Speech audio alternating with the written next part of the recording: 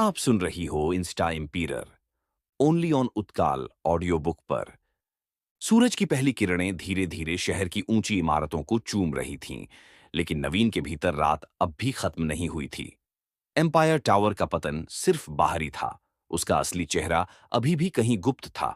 नवीन के हाथ में नया फोन था, वही फोन जिस पर लिखा था वेलकम बैक इम्पीरर, फेज 2 लोडिंग।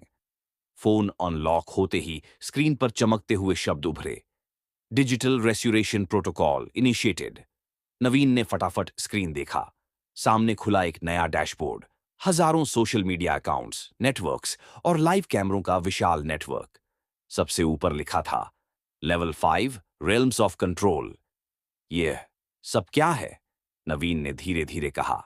फोन से बाहर कोई आवाज गूंजी, मशीन जैसी लेकिन मानवीय स्वर में।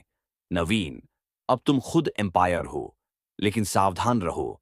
एम्पायर सिर्फ तुम्हारे बाहर नहीं, भीतर भी है। जो तुम्हें नियंत्रित करता था अब तुम्हें पहचान रहा है। नवीन की आंखों में चमक आई। मैं इसे अपने तरीके से बदलूंगा, झूठ नहीं सच्चाई फैलाऊंगा।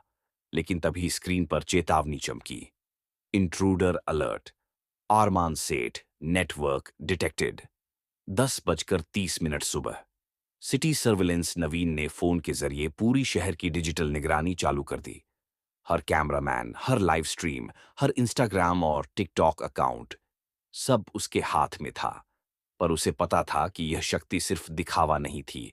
इसके भीतर अरमान सैथ और उसके समर्थक अभी भी कहीं सक्रिय थे। फोन ने खुद ही एक वीडियो कॉल खोल दी। सामने वही नकाबपोश शख्स, अरमान सैथ। तुमने सोचा एम्पायर खत्म हो गया? उसने कहा। तुम बस टुकड़े बदल रहे हो, लेकिन सिस्टम अभी भी मेरे हाथ में है। नवीन ने ठंडी आवाज में कहा, अब सिस्टम तुम्हारा नहीं, मेरा है। आप सुन मैं रही इसे हो सच और इंस्टा न्याय के एम्पीरर लिए इस्तेमाल ओनली करूंगा। ऑन अब उत्काल एम्पायर ऑडियो का बुक नाम पर। डर और छल नहीं, सच्चाई और जागरूकता होगा। अरमान ने झुकी हुई हंसी के साथ कहा, तुम अभी फेज 2 के लिए तैयार नहीं हो। इसमें तुम्हें अपने अंदर के सबसे गहरे डर का सामना करना होगा। डिजिटल रेज्यूरेशन का मतलब यही है, तुम और तुम्हारा एम्पायर दोनों ही 12 बजे दोपहर। Inside the network. नवीन ने देखा कि एम्पायर सिर्फ शहर में नहीं, बल्कि हर डिजिटल डिवाइस में है।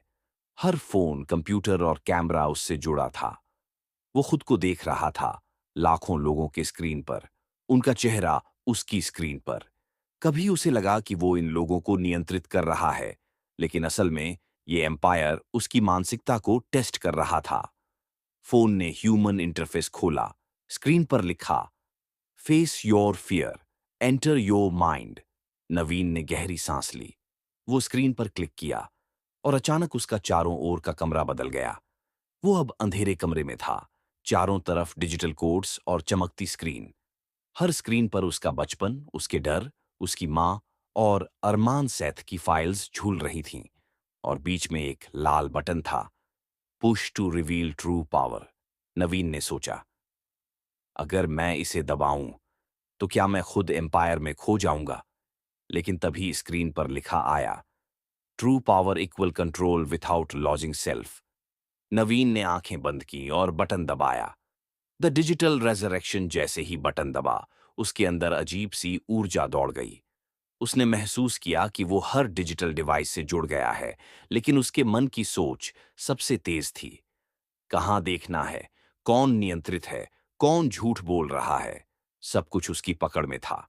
लेकिन सबसे अहम बात, उसने अपनी मानवता नहीं खोई। कहीं भी उसने डर, क्रोध या लालच को हावी नहीं होने दिया। और तभी एक नई स्क्रीन उभरी। फेज 2 पूरा, डिजिटल पुनरुत्थान हासिल, वेलकम ट्रू एम्परर।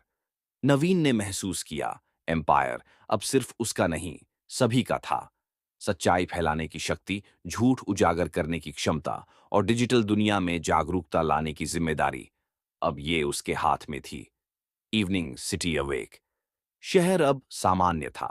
लोग अपने फोन में लगे थे, पर हर स्क्रीन पर अचानक एक नया संदेश था, truth prevails, follow the emperor. Naveen ने मुस्कुराते हुए देखा, लोग जाग रहे थे। सामाजिक मीडिया सिर्फ मनोरंजन का साधन नहीं रह गया था, बल्कि सच और जागरूकता का मंच बन गया था।